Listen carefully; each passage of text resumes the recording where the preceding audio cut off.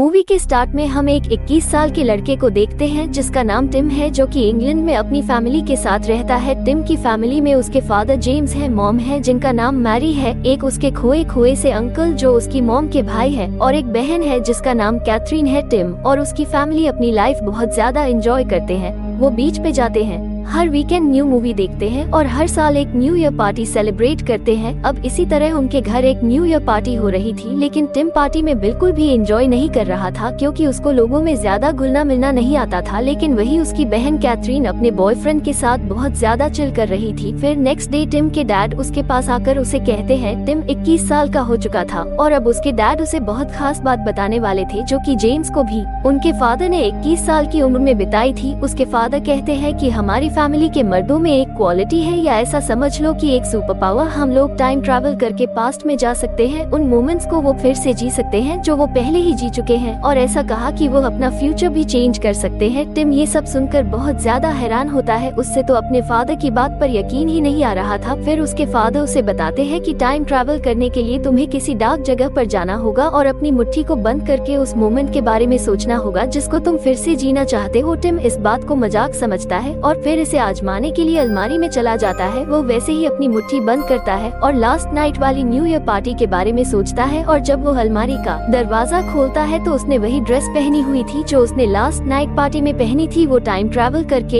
एक रात पीछे आ चुका था। फिर वो पार्टी में जाता है और एक लेडी के पास जाके उसे किस करता है, क्योंकि ऐसा उसने पहले नहीं किया था। फिर वो वापस आकर अपने फादर से बात करता है। वो उसे कहते हैं कि यह बात हमारी फैमिली की किसी भी लेडी को नहीं पता, यहाँ तक कि तुम्हारी मॉम को भी नहीं, और तुम्हें टाइम ट्रैवल सिर्फ अपना फ्यूचर, अपनी जिंदगी को बेहतर बनाने के लिए करना चाहिए, और अपनी इस खूबी हॉबी को तुमने राज रखना है, यानी कि इसको यूज करते हुए कुछ ऐसा नहीं करना जिससे तुम्हें शोहरत मिले और दुनिया तुम्हारी इस क्वालिटी को पहचान जाए। अगर तुमने ऐसा किया तो तुम जिंदगी में कभी खुश नहीं रह सकोगे। टिम की लाइफ में प्यार की कमी थी क्योंकि उसकी कोई गर्लफ्रेंड नहीं थी। वो अपनी क्वालिटी को प्यार के लिए इस्तेमाल करने का डिसीजन लेता है। फिर एक रोज कैथरीन की फ्रेंड उनके घर आती है जिसका नाम शार्लेट है। वो 2 महीने के लिए यहाँ रहने के लिए आई थी। अब टिम उसे इम्प्रेस करने की कोशिश करता है, लेकिन हर बार उससे कुछ उल्टा हो जाता था। फिर वो टाइम ट्रैवल वही करता था और अपनी उस गलती को सुधारता था, लेकिन वो उसे अपने दिल की बात नहीं बता पा रहा था। इसी तरह 2 महीने गुजर जाते हैं और जब शार्लेट वापस जाने वाली थी, फिर वो एक रात उसके पास जाता है और अपने दिल की बात उसे कहता है, लेकिन शार्लेट उसे कहती है कि तुमने ये सब कहने में बहुत देर कर दी है, तुम्हें ये सब मुझे पहले बताना चाहिए था, तो तब शायद मैं कुछ इस बारे में सोच लेती थी। अब टिम 1 महीना पीछे टाइम ट्रैवल करता है और फिर से शार्लेट को अपने दिल की बात बताता है, लेकिन इस बार वो इसे कहती है कि तुम इस बारे में मुझसे तब बात करना जब मैं यहाँ से जाने वाली होंगी। एक्चुअली वो उसमें इंटरेस्टेड नहीं थी और बस उसके प्रपोजल को एक्सेप्ट ना करने के लिए बहाने बना रही थी। टिम ये बात समझ जाता है कि वो टाइम ट्रैवल करके किसी की फीलिंग्स को चेंज नहीं कर सकता। फिर शार्लेट उनके घर से चली जाती है। टिम अपनी जिंदगी में लॉयर बनना चाहता था और इसके लिए वो लंदन जाने वाला था। अब जाने से पहले उसके अंकल उसे कुछ पैसे देते हैं और कहते हैं कि इन्हें ध्यान से खर्च करना। इसके बाद टिम लंदन चला जाता है और वहाँ वो अपने फादर के फ्रेंड के घर जाता है जिसका नाम हैरी है और वो एक राइटर है। हैरी को गुस्सा बहुत ज्यादा आता था और वो टिम का वेलकम भी कुछ इसी अंदाज में करता है, क्योंकि टिम के अचानक वहाँ आने की वजह से उसको अपना एक स्टोरी आइडिया भूल गया था। टिम वहाँ एडवोकेट के लिए प्रैक्टिस करने लगता है। उसकी लाइफ बहुत अच्छी गुजर रही थी, चारों तरफ लड़कियाँ हुआ करती थी, लेकिन उसके सबसे क्लोज अभी भी कोई लड़की नहीं, बल्कि उसका एक मेल फ्रेंड था जिसका नाम जय है। फिर एक शाम को जय के साथ एक रेस्टोरेंट में जाता है। इस रेस्टोरेंट में ब्लाइंड डेटिंग गेम चल रही थी। उसी ब्लाइंड डेट में वो मेरी से मिलता है। फिर बाहर आकर वो एक दूसरे को देखते हैं, क्योंकि ब्लाइंड डेट में तो लाइट्स ऑफ थी। मेरी उससे अपना कॉन्टैक्ट शेयर करती है। वो दोनों एक दूसरे को लाइक करने लगे थे। टिम बहुत ज्यादा खुश था और इसी खुशी के साथ वो घर पहुंचता है, लेकिन वहाँ हैरी अभी भी गुस्से में था। वो कहता है कि आज मैंने न्यू ड्रामा की ओपनिंग थी, सबको मेरा प्ले बहुत ज्यादा पसंद आया था, लेकिन एक एक्टर के लाइंस भूल जाने की वजह से सब कुछ खराब हो गया। अब टिम डिसाइडेड है कि उसे उसकी हेल्प करनी चाहिए और फिर वो टाइम ट्रैवल करके उस एक्टर के पास जाता है जिसको लाइंस भूल गई थी। वो उसे लाइंस याद करने के लिए कहता है, लेकिन फिर प्ले के टाइम उसे पता लगता है कि जिस एक्टर को डायलॉग्स भूल गए थे वो कोई और था। अब टिम फिर से टाइम ट्रैवल करके दूसरे एक्टर के पास जाता है और उससे उसके डायलॉग्स याद करवाता है। टिम ये ऐसा करने से हैरी का प्ले बहुत ज्यादा अच्छा गुजरा था। इसके बाद टिम मेरी को कॉल करने की कोशिश करता है, लेकिन तभी उसे समझ आता है कि जब उसने हैरी की हेल्प करने के लिए टाइम ट्रैवल किया तो उस रात वो मेरी से मिल ही नहीं पाया। अब टिम बहुत ज्यादा उदास हो जाता है क्योंकि मेरी का कॉन्टैक्ट नंबर उसके फोन में नहीं था। फिर टिम को याद आता है कि मेरी को एक मॉडल बहुत पसंद थी। वो वहाँ एक एग्जीबिशन में जाता है। वो वहाँ बहुत ज्यादा वेट करता है। फिर काफी दिन बाद उसे मेरी वहाँ दिखती है, लेकिन जब वो उससे बात करने की कोशिश करता है तो वो उसे पहचानती ही नहीं है। टिम उसे कुछ देर बात करने के लिए इंसिस्ट करता है और वो मान जाती है। वहाँ मेरी की एक फ्रेंड भी आई हुई थी और फिर उनसे कुछ देर बातें करने के बाद उसे पता चलता है कि मेरी का एक रूपर्ट नामी बॉयफ्रेंड भी है। फिर टिम उनसे पूछता है कि तुम लोग कैसे और कहाँ मिले थे, और इसके बाद वो टाइम ट्रैवल करके उसी पार्टी में जाता है जहाँ मैरी को रूपर्ट मिला था। फिर टिम रूपर्ट से पहले मेरी को अप्रोच करता है, उसे अपने साथ उस पार्टी से बाहर ले जाता है। वो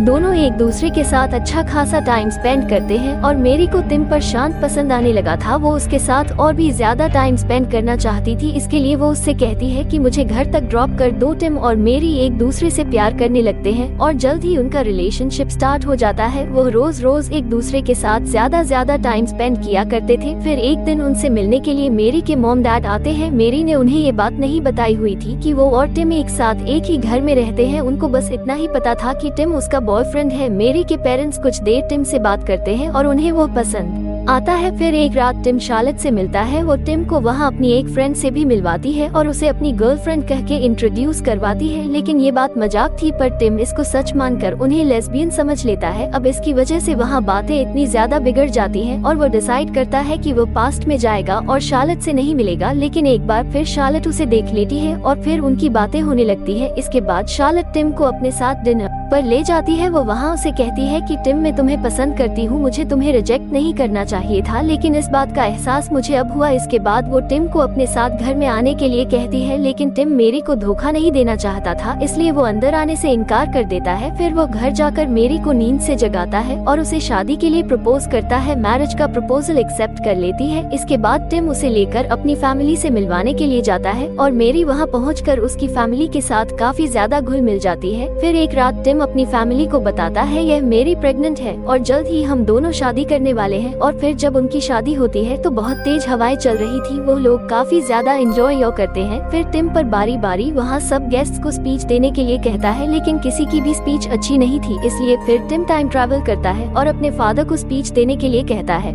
लेकिन वो भी अपनी स्पीच से सेटिस्फाई नहीं थे, इसलिए वो भी एक दफा टाइम ट्रैवल करते हैं और नेक्स्ट टाइम पहले से अच्छी स्पीच देते हैं। वहीं दूसरी तरफ टिम की बहन कैथरीन, उसे उसके बॉयफ्रेंड ने डिच कर दिया था और वो बहुत ज्यादा परेशान थी। जब टिम उसे इस हालत में देखता है तो वो भी बहुत ज्यादा उदास हो जाता है। इस तरह कुछ महीने गुजर जाते हैं और टिम और मेरी की एक बेटी होती है। फिर वो दोनों अपनी बेटी के साथ न्यू घर में शिफ्ट हो जाते हैं। फिर रोजी के फर्स्ट बर्थडे पर उनके घर सब आते हैं, लेकिन कैथरीन वहाँ नहीं आती और टिम को पता चलता है कि कैथरीन का एक्सीडेंट हो गया है। वो अपने बॉयफ्रेंड से फाइट कर रही थी और इसी वजह से उसने ड्रिंक कर रखी थी। फिर जब उसने नशे में ड्राइव की तो उसकी कार एक दूसरी कार के साथ टकरा गई। टिम कैथरीन को देखने के लिए हॉस्पिटल जाता है। वो उसको इस हाल में देखकर बहुत ज्यादा परेशान हो जाता है। फिर टिम टाइम ट्रैवल करके पास्ट में जाता है और कैथरीन का एक्सीडेंट होने से उसे बचा लेता है। फिर टिम और मेरी एक दूसरे से इस बारे में बात करते हैं कि हमें कैथरीन की लाइफ बेटर बनाने के लिए कुछ सोचना होगा। वही टिम मेरी को ये बात भी बता देता है कि मैं टाइम ट्रैवल कर सकता हूँ। फिर वो मेरी को भी अपने साथ टाइम ट्रैवल करके उस न्यू ईयर वाली रात में ले जाता है जब उनके घर पार्टी थी। उस लड़के से कैथरीन वहीं पर मिली थी जिसने उसे धोखा दिया था और फिर वो कैथरीन को उस लड़के से मिलने से रोक देते हैं। इसके बाद टिम टाइम ट्रैवल करके वो पीछे जाता है और कैथरीन को अपने फ्रेंड जय के साथ रहने के लिए कहता है। उनका रिलेशनशिप स्टार्ट हो जाता है। अब सब कुछ सेट हो चुका था, इसलिए जब वो टाइम ट्रैवल करके वापस अपने घर आता है तो उसे पता चलता है कि उसके टाइम ट्रैवल करने की वजह से उसकी बेटी की जगह अब वहाँ एक बच्चा है जिसको टिम नहीं जानता था। अब इस बारे में टिम अपने फादर से बात करता है, लेकिन उसके फादर उसे कहते हैं कि अगर तुम टाइम ट्रैवल करके उस वक्त में जाओ जब इस बच्चे की बर्थ नहीं हुई थी तो तब भी तुम्हें मैं ये श्योरिटी नहीं देता कि तुम्हारी वही बेटी पैदा होगी। और अब तुम्हारी बेटी की जगह वहाँ बेटा इसलिए है क्योंकि तुम टाइम ट्रैवल करके उस वक्त में चले गए थे जब तुम्हारी वो बेटी पैदा ही नहीं हुई थी, इवन कि तुम्हारी वाइफ भी प्रेग्नेंट नहीं थी। लेकिन टिम के डिसाइड करता है कि वो फिर से पास्ट में जाएगा क्योंकि उसे अपनी बेटी वापस चाहिए थी और वो कैथरीन का एक्सीडेंट होने देता है। इसके बाद टिम और मेरी कैथरीन को कहते हैं कि तुम उस लड़के को भूल जाओ और जय के साथ अपनी न्यू लाइफ स्टार्ट करो। कैथरीन उनकी यह बात मान जाती है। इसी तरह वक्त गुजरता चला जाता है और टिम और मेरी एक और बेबी होता है। फिर एक रोज टिम को पता चलता है कि उसके फादर जेम्स को